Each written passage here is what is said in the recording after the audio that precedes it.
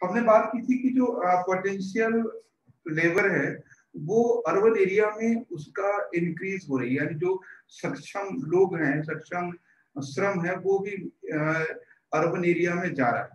अब हम बात करते हैं कि जो वुमेन का रेशियो है वो क्या है जॉब को लेके, ठीक है। तो वुमेन रेशियो एक बार देख लेते हैं हम लोग, वुमेन पार्टिसिपेशन, ठीक है, या वुमेन रेशियो इन जॉब, ठीक है। वुमेन का क्या रेशियो है जॉब में, तो उसको इसमें क्वेश्चन आपको बन सकता है, in last 5 year ratio of women या participation of the women decrease in India या increase in India, ठीक है। तो ऐसा कुछ सेंटेंस इसमें बन सकता है और बहुत अच्छा क्वेश्चन बन सकता है। तो women ratio in job 2005, okay, and 2005 में था कितना, 42.8 और इसमें मिलियन ही होगा ये, ठीक है।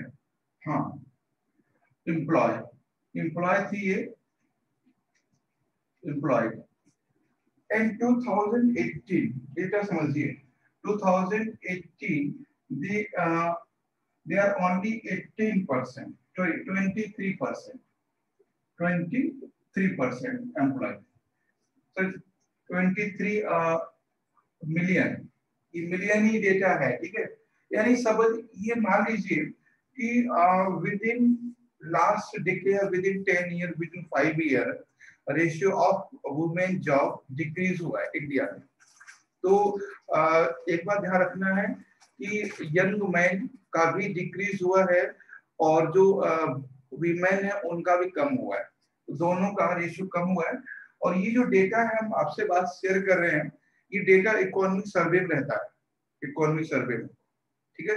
इकोनॉमिक सर्वे से इस डेटा को ड्रॉ किया गया है, तो कभी ये क्वेश्चन बन सकता है। जब भी हम एक चीज बताएं आपको कि क्वेश्चन बनता है कि डिक्रीज इन 5 ईयर या इंक्रीज इन 5 ईयर, तो मोस्टली ये सेंटेंस रॉन्ग होता है। जैसे लास्ट ईयर क्वेश्चन था कि 2019 में था कि लास्ट 5 ईयर से हमारे इंडिया में जो ऑयल सीड्स हैं उनका प्रोडक्शन कंटिन्यू इंक्रीज हो रहा है। तो इस तरह से जब भी क्वेश्चन आता है, हाँ 83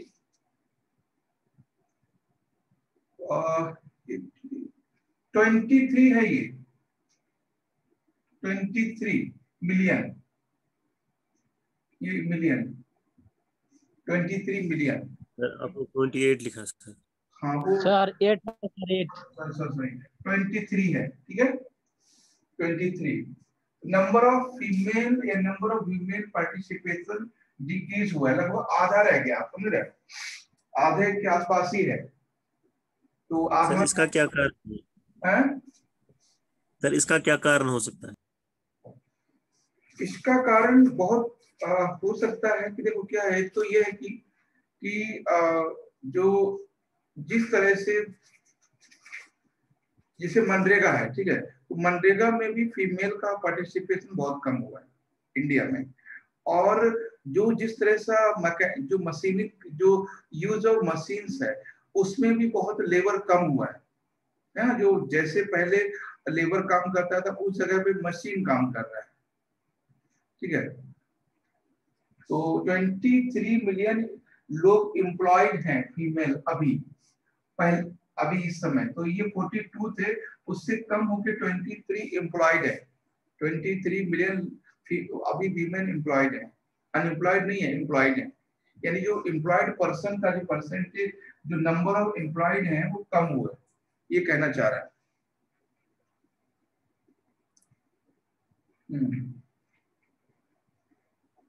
ठीक है, ये है। देखिए इसमें बहुत सारे रीजन आप बता सकते हो कि अगर सिंपल सा हम बात करते हैं कि जॉब सीकर की संख्या, number of job seeker increase हो रहा है पहले से बहुत ज्यादा।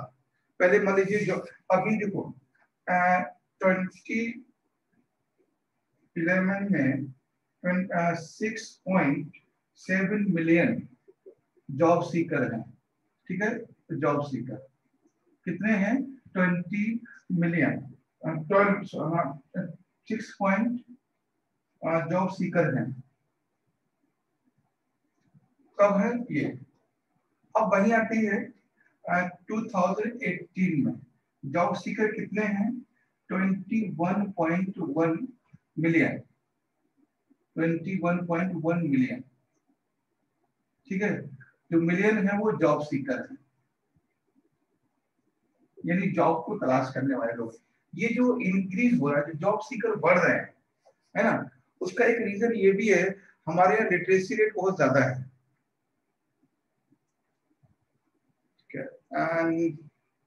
नेटवर्क कुछ प्रॉब्लम है, अभी बारिश यहाँ भी हो रही है, जस्ट अभी बारिश शुरू हुई, हो सकता है कि वहां प्रॉब्लम हो due to the poor network. Okay, job seeker का नंबर ऑफ जॉब सीकर बहुत तेजी से बढ़ा है। उसका रीजन दो हो सकते हैं। एक तो रीजन ये हो सकता है कि अनएम्प्लॉयमेंट बढ़ा है, अनएम्प्लॉयमेंट मीन्स एम्प्लॉयमेंट कम हुआ है, एक ही बात है।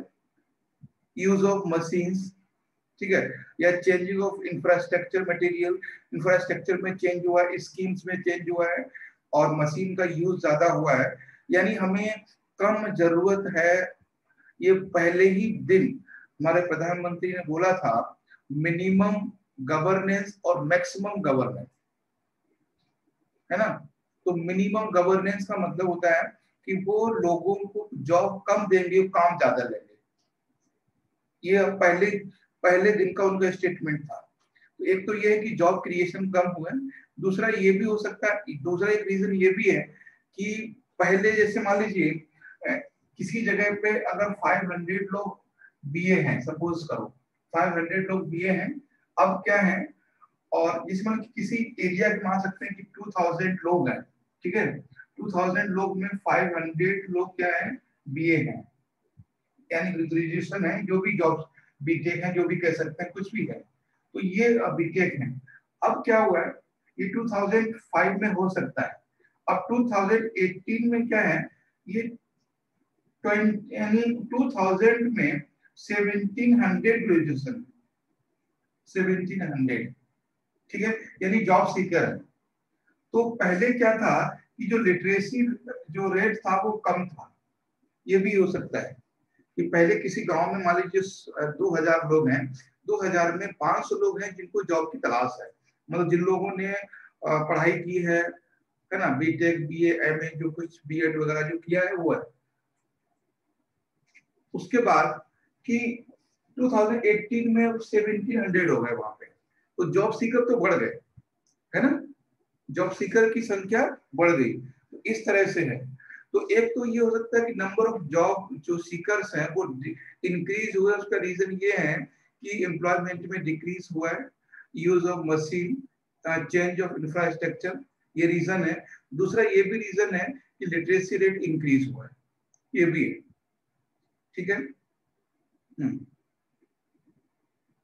क्योंकि जब तक जैसे मान लीजिए कोई फीमेल है और जो 8th क्लास पास है या नहीं पास, मान लीजिए एकदम अनएजुकेटेड है, तो वो अपने आप को अनएम्प्लॉयमेंट नहीं मानती है, अनएम्प्लॉय नहीं मानती है। जो फीमेल, मेरी बात समझना, जो फीमेल, देखो डेमोग्राफिक चेंज भी हुआ है, उस वजह से ये डेटा बदला है।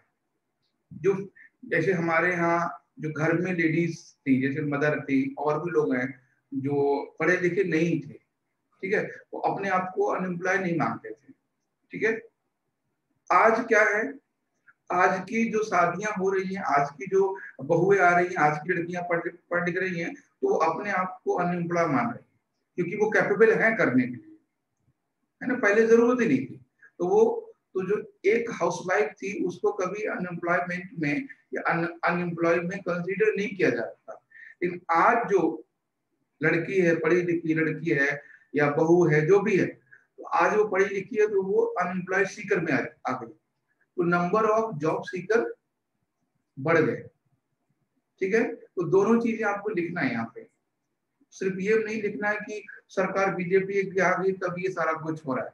तो जॉब सीकर का इंक्रीज होने का रीजन दो हैं, है ना। एक तो पहले काम ही नहीं करना चाह रहे थे, तो हम अपने आप को बेरोजगार मान ही नहीं रहे थे। अब हम काम करना चाह रहे हैं तो खुद को बेरोजगार मान रहे हैं। हाँ, ये ये ये जॉब सीकर का है, ठीक है। ये जॉब सीकर का है। और ये मैंने एक एग्जांपल दिया कि जॉब सीकर क्यों इंक्रीज हो रहे हैं, क्यों बढ़ रहे हैं, क्या रीजन। ये है कि जॉब, देखो जॉब को कौन कौन करेगा सर्च, जो एजुकेटेड होगा, है ना, एजुकेशन होगी, जो कैपेबल होगा। अभी इंडिया में एजुकेशन बहुत तेजी से बढ़ रही है, यानी ये बीए एमए करना बहुत बड़ी बात नहीं है ना, बहुत इजी है। बीएड करना, बीए करना, बीटेक करना, बीएससी करना, एमए करना, ये तो पार्ट टाइम है। अरे ठीक है, चलो एमए का फॉर्म डाल देते हैं, मतलब बस पढ़ाई तो उनकी 12th तक ही है, उसके बाद तो बस पार्ट टाइम है। बीएड कर लिया, एमए कर लिया, है ना, बीएससी कर ली, बीटेक कर ली, अब वो चीज नहीं है। तो ये है।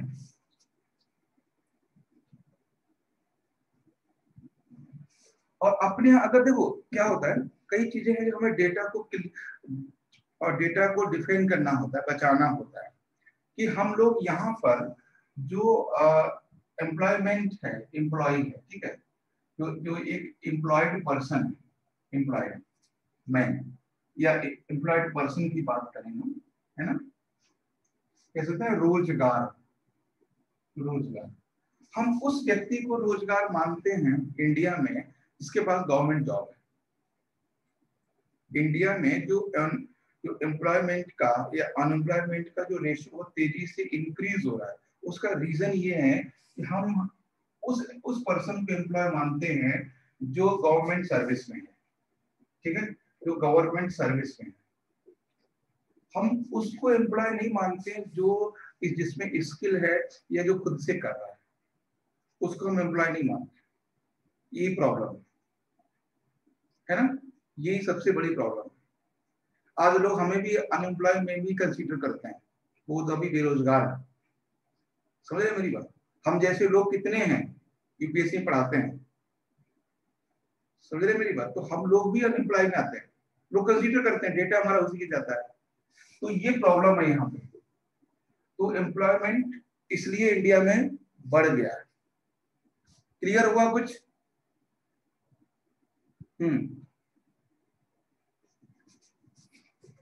सर आपको कैसे कंसिडर किया जाता है, आप अनएम्प्लॉयड हो या जितने भी एकदम घर वालों की नजर में, रिश्तेदार की नजर में हम बेरोजगार हैं, बीवी की नजर में हम बेरोजगार हैं। समझ रहे मेरी बात, हम लोगों की नजर में बेरोजगार हैं और आपको लगता है कि बेरोजगार है। प्रॉब्लम ये है यहाँ पे कि जो गवर्नमेंट जॉब में है, जो 35,000 मिल रहा है उसको, वो रोजगार है उसके पास। प्रॉब्लम ये इंडिया में ये है दिक्कत, ठीक है। और इसलिए एम्प्लॉयमेंट की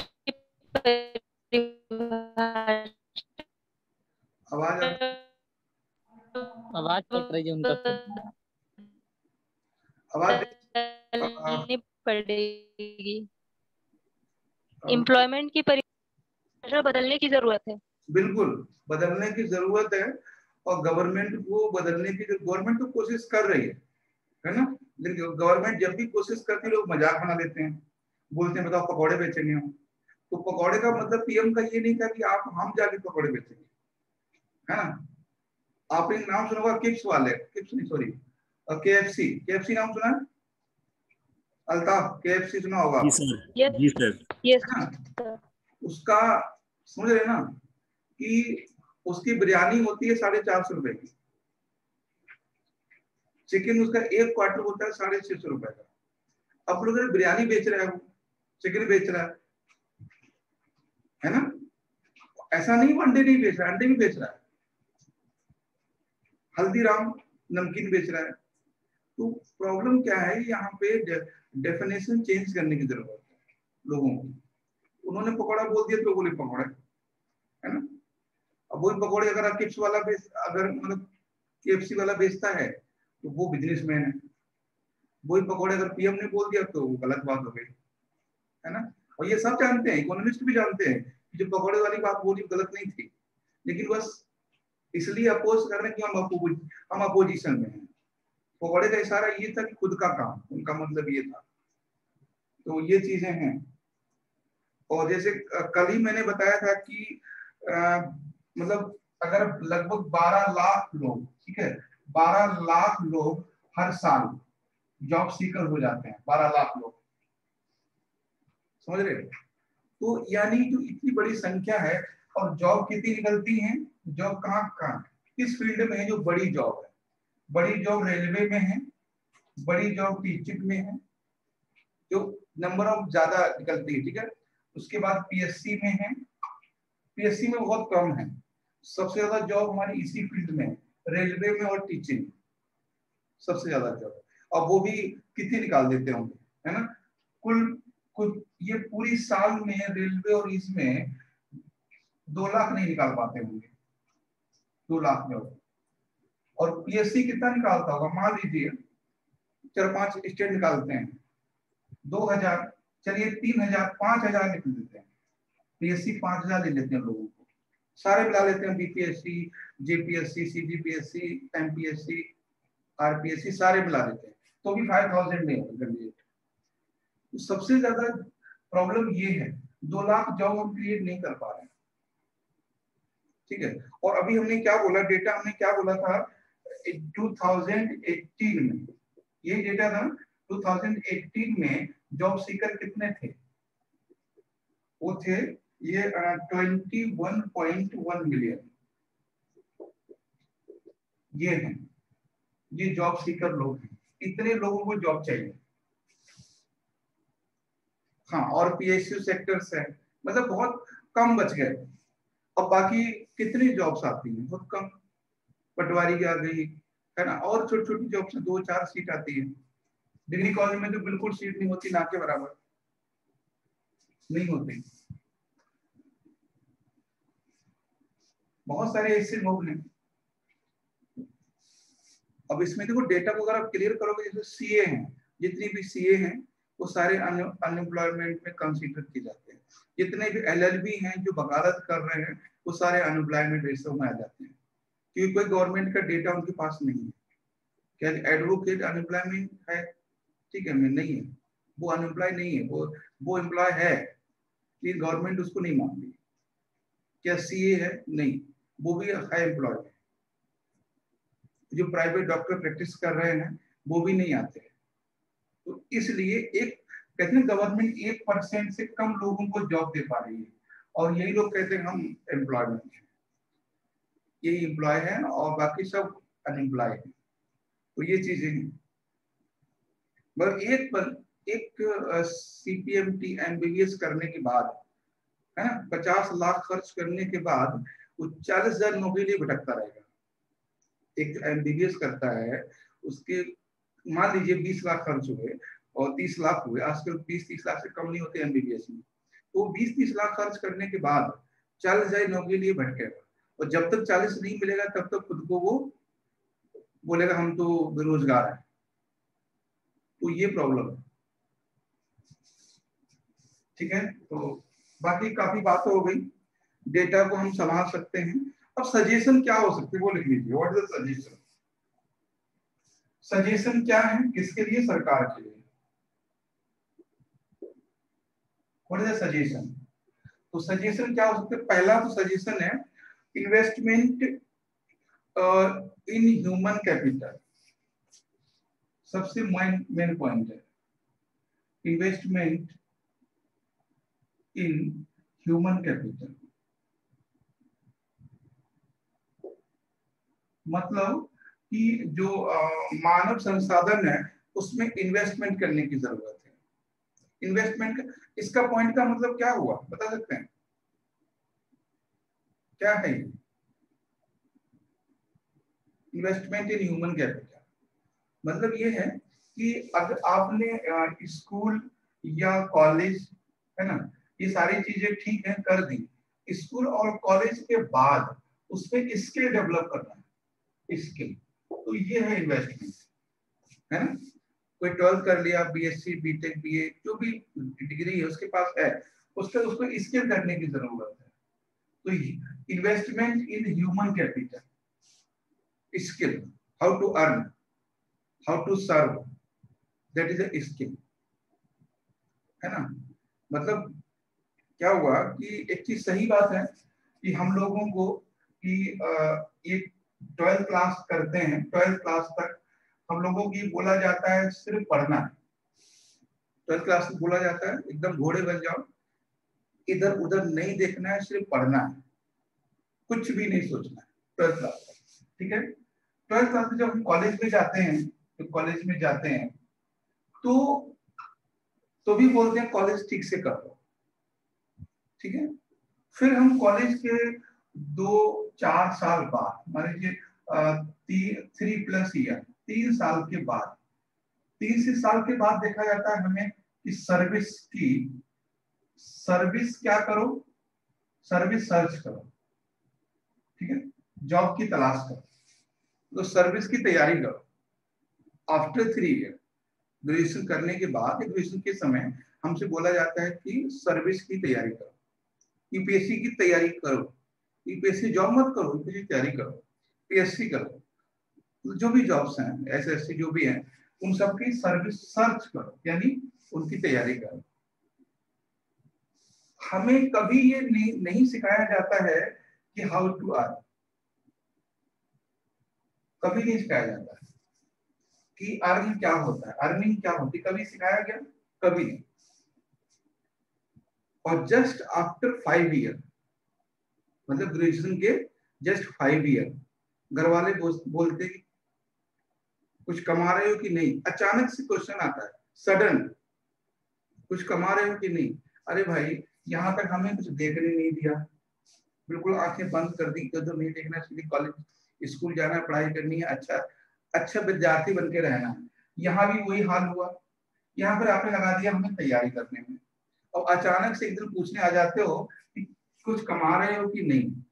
लड़का कितना कमाता है? लड़का कमाएगा कब? कब कमाएगा बताओ? कहीं यहाँ से यहाँ तक आपने कहीं ऐसी कोई चेन देखी जहाँ अर्निंग का प्रोसेस बताया गया हो? कभी नहीं। तो प्रॉब्लम ये है कि अभी मैं सारी चीज क्यों आपसे डिस्कस कर रहा हूँ, क्योंकि ये इन्वेस्टमेंट यहाँ टर्म आया है, ये इन्वेस्टमेंट उसके बाद करते हैं।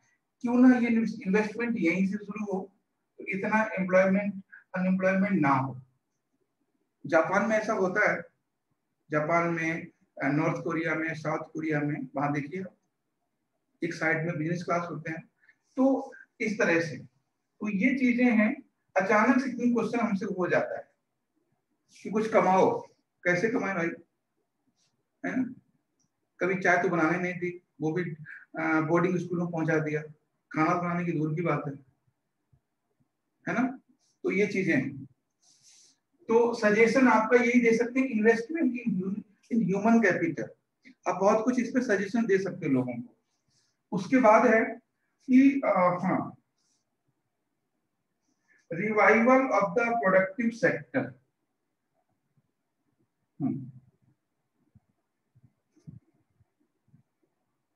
जो प्रोडक्टिव सेक्टर हैं,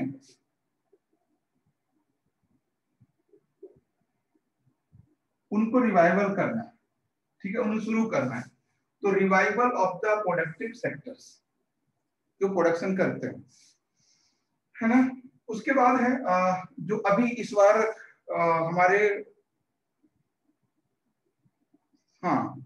जो इकोनॉमिस्ट हैं उन्होंने बोला है कि क्या कि start the new schemes for the stimulus entrepreneurs, ठीक है, स्टार्ट द न्यू स्कीम, ठीक है, start new scheme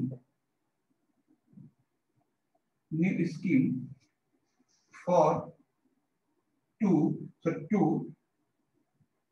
stimulate entrepreneurship,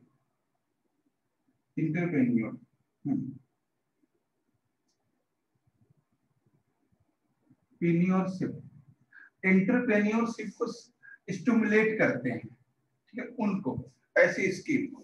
खैर कुछ चीजें हम आपको डिस्कस करते हैं यहाँ पे, सिंपल ही है कि 3 सजेशन आपको देना है। पहला सजेशन ये है इन्वेस्टमेंट इन ह्यूमन कैपिटल। तो मैंने आपको एग्जांपल दिया, अचानक से हमसे क्वेश्चन किया गया कुछ कमा रहे हो कि नहीं, कब कमाना शुरू करोगे? सिखाने के बिना कमाना शुरू करो, सिखाया नहीं बट हमसे पूछा गया अर्निंग कब से शुरू कर रहे हो, ठीक है। तो हमने इन्वेस्टमेंट नहीं किया गया हमें खुद को डेवलप करने में, हमें किताबी ज्ञान दिया गया, revival of the productive sector. और नेक्स्ट है start new scheme to stimulate the entrepreneurship. Stimulate का मतलब होता है पुश करना, किसी चीज को एक पुश देना, एनर्जी देना, या स्टार्ट करना या हेल्प करना। एंटरप्रेन्योरशिप यानी जो नए नए काम करने वाले लोग हैं उनके लिए सपोर्ट करना। जैसे मान लीजिए अगर आप पढ़े लिखे हैं और आप कुछ काम करना चाहते हैं तो गवर्नमेंट को चाहिए कि वो आपको लोन दे कम सस्ते रेट पे, और ताकि आप अपना कुछ काम कर सकें, है ना। ऐसी स्कीम करे जो स्टिमुलेट कर सके एंटरप्रेन्योरशिप को। जो छोटे छोटे उद्योग हैं, जो लोग काम करना चाह रहे हैं, वो लोगों को बढ़ावा दे सके, स्टिमुलेट कर सके, एक पुश फैक्टर का काम कर सके। ठीक है, क्लियर है यहाँ तक? और सारी चीजें हैं गवर्नमेंट ने की है, लेकिन बस, है ना, सारी चीजें वैसी हैं जैसे आदर्श गांव स्कीम शुरू हुई थी, है ना। आदर्श गांव एक और था, लोग गोद, गांव को गोद लिया गया था, है ना। हर एमपी को शायद 1 साल के लिए, शायद कुछ समय के लिए गांव को गोद लेना था। तो आदर्श गांव और गांव को गोद लेना, बहुत सारी ऐसी स्कीम थी जो केवल पेपर में रह गई। तो ये थी पूरी बात कि how to create job in India.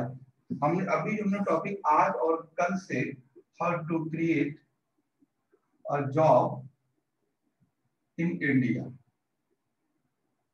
है ना, and how to minimise unemployment in India. ठीक है, हाँ, ड्रीम फॉर न्यू इंडिया। ठीक है, ऐसे आपको ऐसे पूछ सकता है, dream for the new India, हमारा नया भारत कैसा होना चाहिए। तो नया भारत ये सारी चीजें हैं, ठीक है, नया भारत में। तो डेटा आपके सामने रखा है, डेटा हमने आपको दिया, और डेटा वैसा क्यों है उस पर भी डिस्कस किया, और उस डेटा को वास्तव में चेंज करना है, ठीक है, तो हम कैसे कर सकते हैं।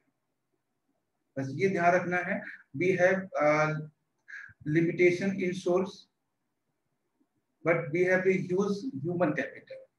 हमारे पास मानवीय संसाधन बहुत ज्यादा हैं और वैसे रिसोर्स बहुत कम है ना। एक चीज बस ये ध्यान रखना है कि हमें केवल स्टडी करना समझाया गया, ठीक है, स्टडी करते करते हम लोग यहाँ तक पहुंच गए, यहाँ भी आए तब भी हम स्टडी ही कर रहे हैं। बात समझना, हमने स्टडी करना यहाँ से शुरू किया, यहाँ भी हम स्टूडेंट हैं, ठीक है, यहाँ भी हम स्टूडेंट हैं, बात समझना, और यहाँ भी हम स्टूडेंट हैं, मतलब कुछ हम नहीं कर रहे हैं। यहाँ पर अचानक से क्वेश्चन आता है कि अर्न, है ना, अब ये कैसे होगा। बस इसी चीज को अगर हम सही कर लेंगे तो चीजें हो जाएंगी,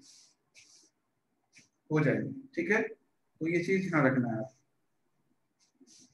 सर क्या गवर्नमेंट चाइना की तरह चाइनीज कॉन्सेंस में जो अच्छे चीज हैं वो नहीं ला सकती अपनी कंट्री में? नहीं, गवर्नमेंट तो सारा कुछ कर रही है। गवर्नमेंट क्या करती है, गवर्नमेंट ऐसे है ना, जैसे अगर हमें कैंसर है तो first stage, second stage, third stage, तो गवर्नमेंट थर्ड स्टेज वाला इलाज करती है। गवर्नमेंट जो है वो थर्ड स्टेज वाला इलाज, जैसे मान लो किसी कैंसर है तो फर्स्ट स्टेज में इलाज नहीं करती है, वो थर्ड स्टेज है। अभी आप जहां बैठे हो या हम जहां पर हैं, ठीक है, तो आज से ट्रेनिंग करेंगे वो लोग आपकी, हाउ टू अर्न। तो आपको नहीं लगता ये बहुत लेट हो गया ट्रेनिंग के लिए? जी सर। बस वही चीज है।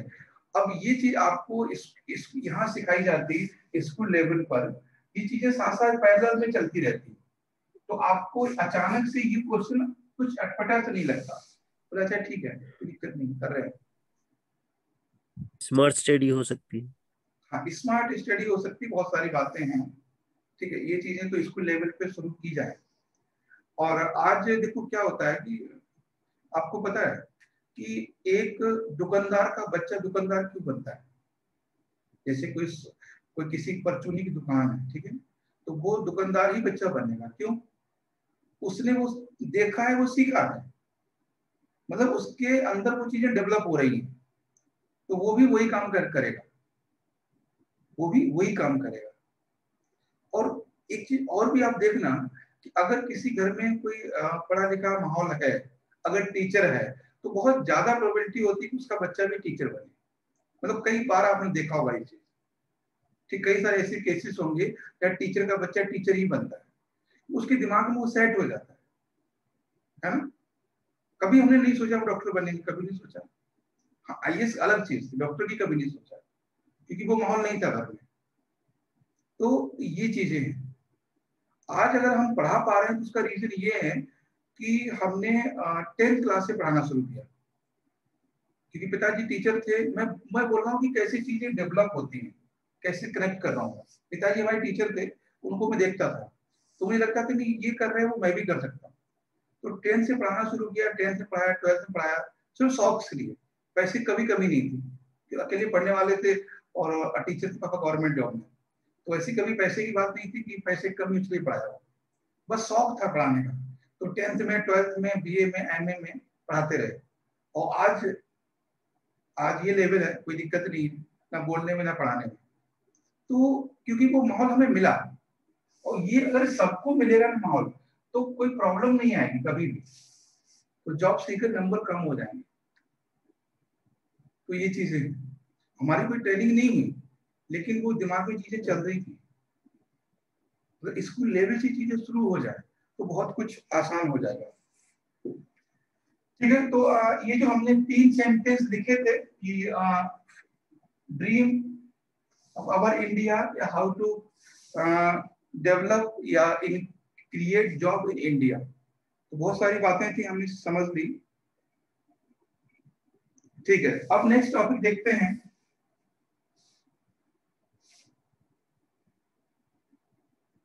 Current account deficit shrink. ये ऐसा क्या हुआ?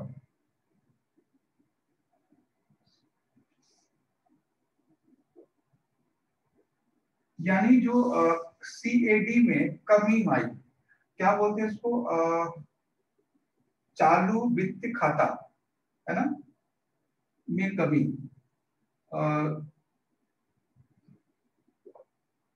राजस्व घाटे में कमी। ठीक है, तो ये थोड़ा समझ लीजिए, जो करंट अकाउंट डेफिसिट है वो कम हुआ है, करंट अकाउंट डेफिसिट कम हुआ है। दो बातें हैं कि करंट अकाउंट डेफिसिट जो कम हुआ है, पहली बात ये करंट अकाउंट डेफिसिट होता क्या है, पहले हमें ये समझ लेना है कि व्हाट इज सीएडी। ठीक है, करंट अकाउंट डेफिसिट ही है क्या, और अभी इसका प्रेजेंट में कितना है, और ये क्यों हुआ है।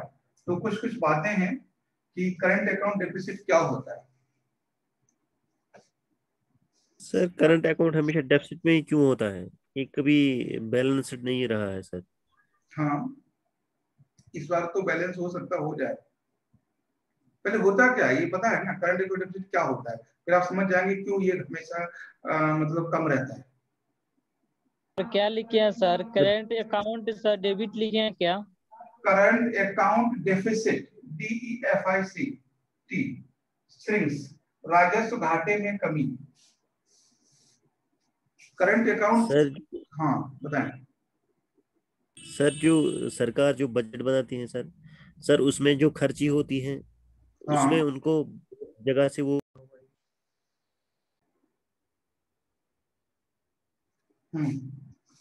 तो पहले समझिए what is the current account deficit, राजस्व घटक क्या होता है। जो सर जो हम सरकार, इम्पोर्ट हाँ सर जो हम इंपोर्ट एक्सपोर्ट करते हैं या जो भी वहां से यानी कि निकल कर आता है सर। बहुत शुरू एकदम बेसिक लेवल से हम बात कर लेते हैं, ठीक है। अगर सरकार ने एक साल के खर्च के लिए जितना पैसा दिया, मान लीजिए सरकार ने 100 रुपीज दिए, ठीक है, सरकार ने 100 रुपीज दिए खर्च के लिए एक साल में, और वो as a taxes revenue, as a revenue जो वापस होता है, वो मान लीजिए वापस हुआ कितना 94, ठीक है। तो उन्होंने क्या किया, 100 रुपीज दिया एज ए बजट, बजट में 100 रुपीज दिया, और उसका वापस उन्हें as a revenue all sources से, सभी सोर्सेज जो रेवेन्यू मिला वो मिला कितना 94। तो जो डेफिसिट कितना हुआ 6 रुपए। तो वही चीज है, जो सरकार बजट बनाती है और जितना एक साल में रेवेन्यू कलेक्शन से वापस आता है, ठीक है, और जो बाहर का जो लोग हम खरीदते हैं, जितना पैसा हम बाहर एक्सपोर्ट करते हैं, उतना वो सब लेन देन, जैसे मान लीजिए अब दोनों बातें हो सकती हैं। मान लीजिए हमने कोई चीज एक्सपोर्ट की, सपोज कीजिए अगर हमने एक्सपोर्ट की कोई चीज 100 रुपीज की, ठीक है, ये हमने भेजी, एक्सपोर्ट की, भेज दी, ठीक है, और हमने इंपोर्ट की 110 की, ये हमने इंपोर्ट की, ठीक है। तो इसमें क्या हुआ, 10 रुपए हमारा ज्यादा चला गया, यानी हमने 100 रुपए की चीज तो बेची थी और 110 की मंगा ली, तो कितना ज्यादा आ गया 100 रुपए। तो ये भी डेफिसिट में इंक्लूड होता है, ठीक है।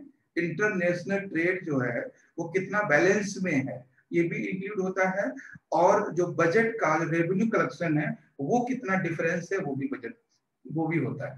तो export import plus budget revenue collection, ये दोनों मिला के जो डिफरेंस होता है वो हम करंट अकाउंट डेफिसिट कहते हैं, और ये हमेशा से ही घाटे में रहता है। उसका रीजन ये है कि ऐसा तो कभी हो ही नहीं सकता जितना पैसा लगाएं उससे ज्यादा आ जाए, है ना। कहीं ना कहीं तो हमें बहुत सारे काम वेलफेयर के लिए करने पड़ते हैं।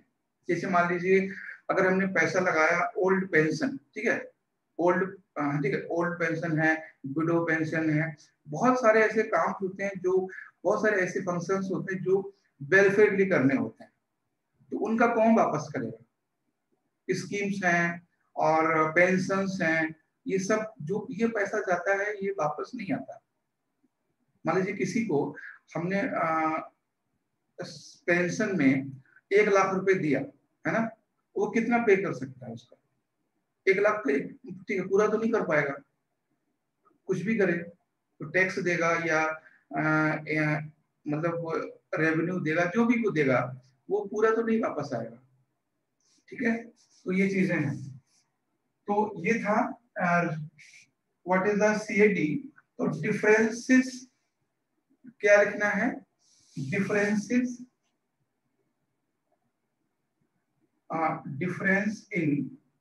differences in output and input, ऐसे भी लिख सकते हैं, है ना, आउटपुट एंड इनपुट ऐसे भी कर सकते हैं, या आप ऐसे कर सकते हैं differences in the expenditure and the revenue, differences expenditure expense and the collection या रेवेन्यू कलेक्शन, दोनों तरह से कुछ भी लिख सकते हैं। तो बस लिखिए अपनी भाषा में, ठीक है। खर्चा और प्राप्ति में जो अंतर होता है वो राजस्व घाटा कहलाता है, सिंपल सा। अभी कितना है, अभी कितना है रेवेन्यू कलेक्शन, अभी सीएडी प्रेजेंट ईयर में कितना था बताएं। हाँ 3%। एंड अभी जो है प्रेजेंट में है 2% ऑफ जीडीपी, ठीक है, 2% है जीडीपी का।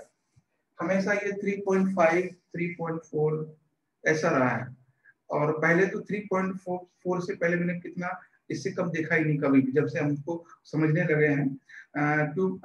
3.5 3.7 3.4 हमेशा यही रहा है। इस बार 20 में या 21 में 19 या 20 में ये 2% ऑफ जीडीपी हुआ है, ठीक है, 2% ऑफ जीडीपी। तो ऐसा क्यों है, ये कम क्यों हुआ है, क्या रीजन है, व्हाई? ये क्वेश्चन बन सकता है आपके। सर कोरोना की वजह से। कोरोना की वजह से कैसे?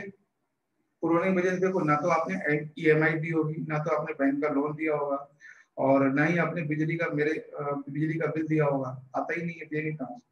फिर कैसे बढ़ गया? स्कूल की फीस भी नहीं दी होगी।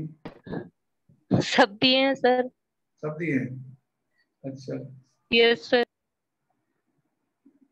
आम आदमी पार्टी वाले नहीं लेते हैं हमसे। तो देखो, पहली बात है कि जो इंपोर्ट है वो कम हुआ यस सर, आयात कम हुआ है ना? तो इसमें डिक्रीज इन इंपोर्ट्स, विशेषकर ऑयल, क्रूड ऑयल, ठीक है, एंड गोल्ड, दोनों का, ठीक है, ऑयल का और गोल्ड का, दोनों का जो इंपोर्ट है वो डिक्रीज हुआ है इस वजह से, है ना? और दूसरी चीज क्या है कि हमारा जो रेवेन्यू कलेक्शन है ना, जो रेवेन्यू कलेक्शन है वो बढ़ा है, वो इंक्रीज हुआ है। क्यों इंक्रीज, कैसे? ये डिक्रीज हुआ है और इंक्रीज हुआ है क्योंकि जीएसटी की वजह से, जीएसटी के कारण जो रेवेन्यू कलेक्शन है वो बढ़ गया, है ना? रेवेन्यू कलेक्शन है वो बढ़ गया। अब बहुत कम ऐसा होता है।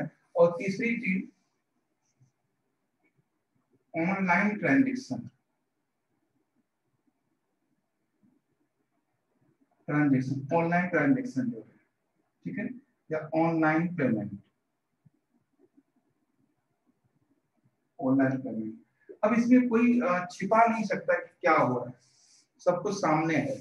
ऑनलाइन पेमेंट, ऑनलाइन ट्रांजेक्शन की वजह से भी, ऐसे मान लीजिए कि अगर हमारे अकाउंट में कोई पैसा आया, ठीक है, ऑनलाइन है, तो वो जीएसटी वहीं से कट जाता है। तो ये नहीं कि हम नहीं देंगे, वो जैसे अकाउंट में आया वैसे ही वो डिडक्ट हो गया। तो उसमें क्या लिख रहे हैं सर? हाँ? क्या लिखे सर, नहीं बुझा रहा है, क्या लिख रहे हैं? सबसे लास्ट वाला। हमने कहा ऑनलाइन पेमेंट, ऑनलाइन ट्रांजेक्शन एक ही बात है, ठीक है, ऑनलाइन ट्रांजेक्शन या ऑनलाइन पेमेंट, ऑनलाइन, इससे भी रेवेन्यू कलेक्शन बढ़ा है। अभी जो लोग ब्लैक मनी की बात करते हैं वो लोग हमेशा कैश देते हैं, जो व्हाइट मनी की बात करते हैं वो हमेशा चेक या फिर ऑनलाइन ट्रांजेक्शन करते हैं। ऑनलाइन ट्रांजेक्शन में कभी कोई भी ब्लैक मार्केटिंग या ब्लैक मनी नहीं हो सकता, कुछ भी आप छिपा नहीं सकते, ठीक है। और आजकल जितने भी पेमेंट हो रहे हैं वो मजबूरी में ही सही ऑनलाइन हो रहे हैं। तो ऑनलाइन हो रहे हैं तो सारा जो कर रहा है उस पर भी और जो ले रहा है उस पर भी, तो जैसा जहां होना है वो हो जाता है, तो कोई प्रॉब्लम नहीं आती, ठीक है। तो ये तीन कारण हैं कि इंपोर्ट हमारा कम हुआ है, रेवेन्यू कलेक्शन बढ़ा है जीएसटी की वजह से, और ऑनलाइन ट्रांजेक्शन की वजह से जो ब्लैक मार्केट या जो ब्लैक मनी है वो भी नहीं हो पाता, तो जितना भी रेवेन्यू वो सब आ जाता है, ये है। अब उसके बाद क्या कह सकते हैं, what is the challenge in future our economy, हमारे लिए इकोनॉमी के लिए चैलेंजेस क्या है, व्हाट आर चैलेंजेस, क्या क्या चैलेंजेस है हमारी इकोनॉमी के लिए?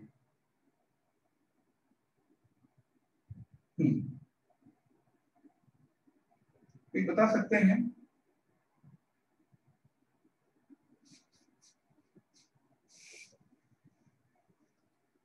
ये मेंस का है पूरा topic, what are the challenges for India in future, for India in future, future में क्या हमारे लिए चैलेंजेस हो सकते हैं?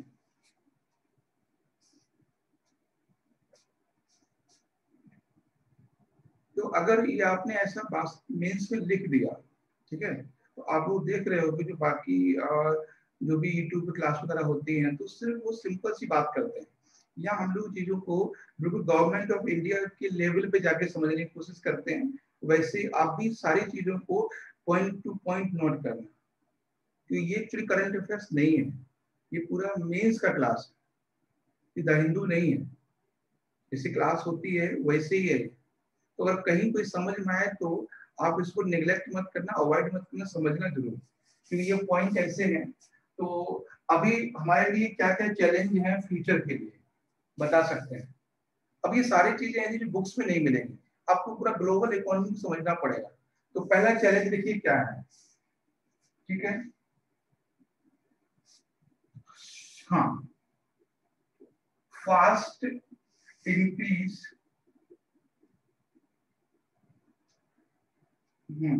Increase in gold import, gold imports.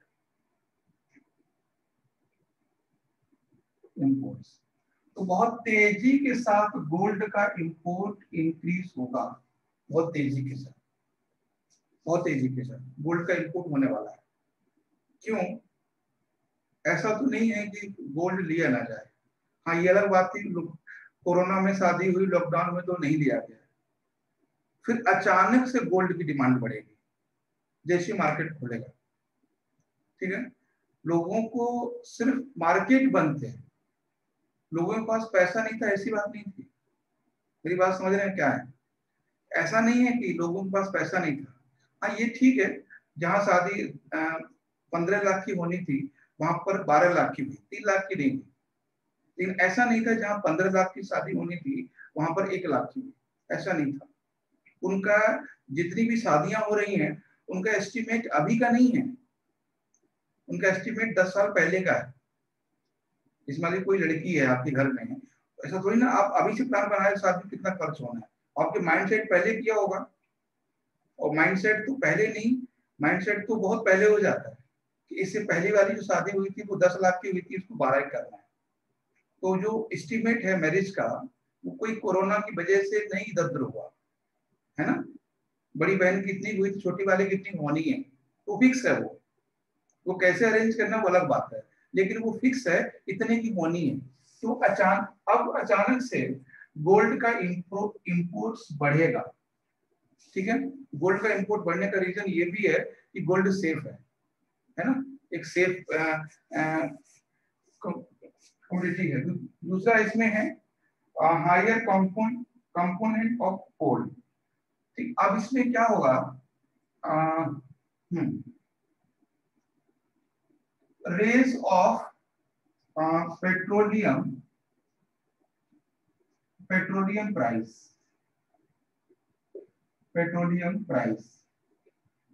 तो जो पेट्रोलियम के प्राइस है वो भी बढ़ेंगे अचानक से, पेट्रोलियम के प्राइस। अच्छा ये पॉइंट अगर समझा दीजिए तो हम समझ जाएंगे कि जो डीजल है या पेट्रोल है अभी क्यों बहुत महंगा है, डीजल या पेट्रोल जो भी है। हमने क्या बोला,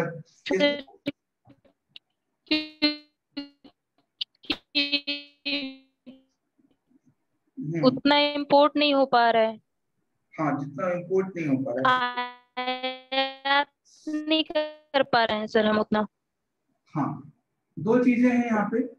पहली चीज है हमारे पास गाड़ी पहले थी आज भी है, जो मेट्रो पहले थी आज भी है, जो ट्रेन पहले थी वो आज भी है, ठीक है। तो यहाँ पर क्या है कि सप्लाई कम हुई है, डिमांड बढ़ गई है ना।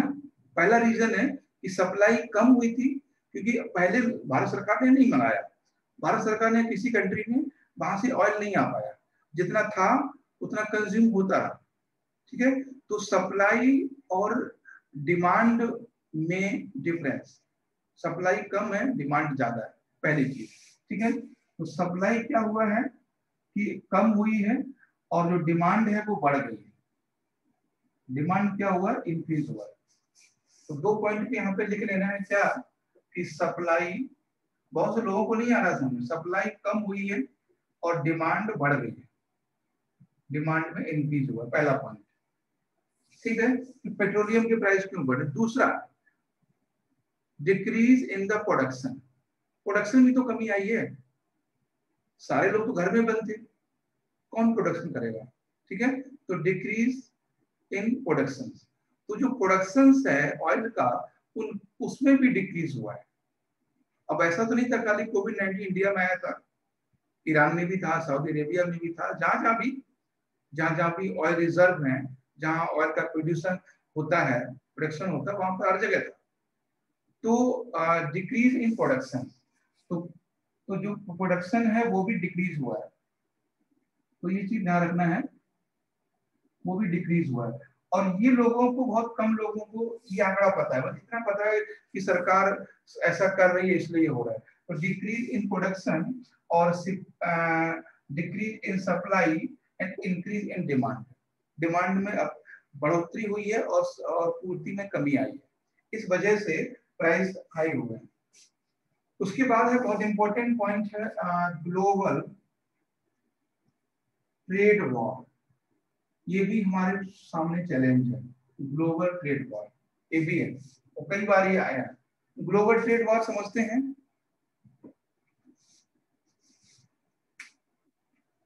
क्यों ग्लोबल ट्रेड वॉर क्या होता है? हम हमेशा ग्लोबल ट्रेड वॉर में रहते हैं, हमेशा इंडिया या पूरा वर्ल्ड हमेशा, कभी कोल्ड ट्रेड वॉर होता है ना, कभी विजुअल ट्रेड वॉर होता है।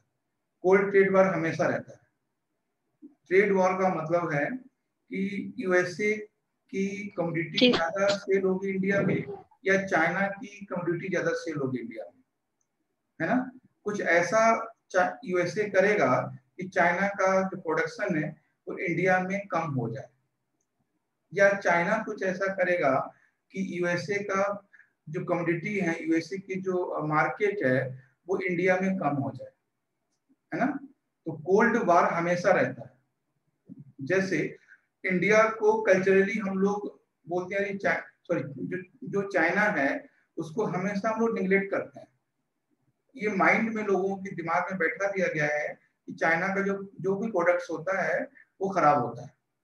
ये बचपन से है, छोटे बच्चे पूछो चाइना का फोन है हम नहीं लेंगे, मतलब उसके दिमाग में बैठ गया है कि चाइना का जो फोन होता है वो खराब होता है। अच्छा यूएसए का है तो उसके दिमाग में यूएसए का, अच्छा यूएसए का ब्रांड है, चाइना का मोबाइल है, यूएसए का ब्रांड है। तो ये जो ट्रेड वार है कुछ नहीं है, बस ये इसको कहते हैं कोल्ड ट्रेड वार।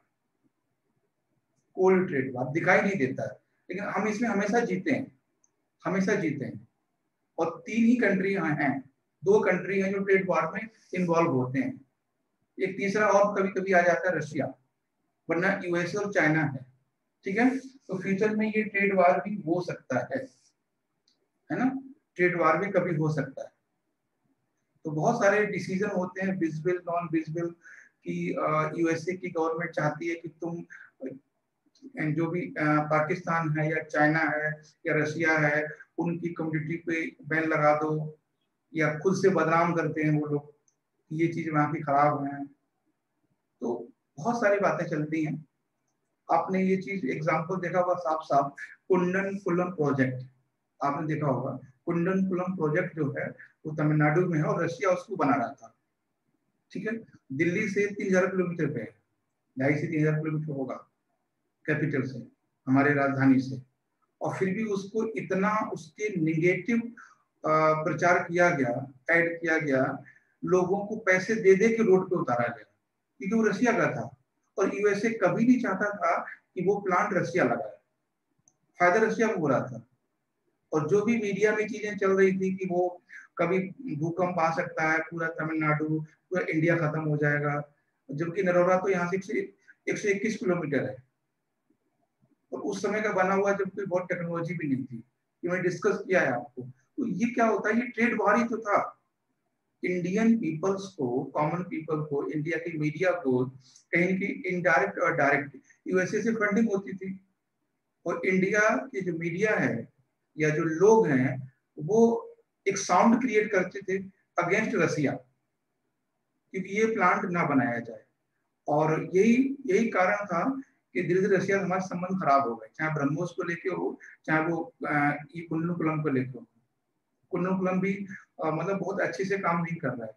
2000 मेगावाट का वहां पे प्लांट लगना था, 2 प्लांट थे 1000 के, उनको रोक दिया गया। तो ये ट्रेड वार बहुत बड़ी चीज है।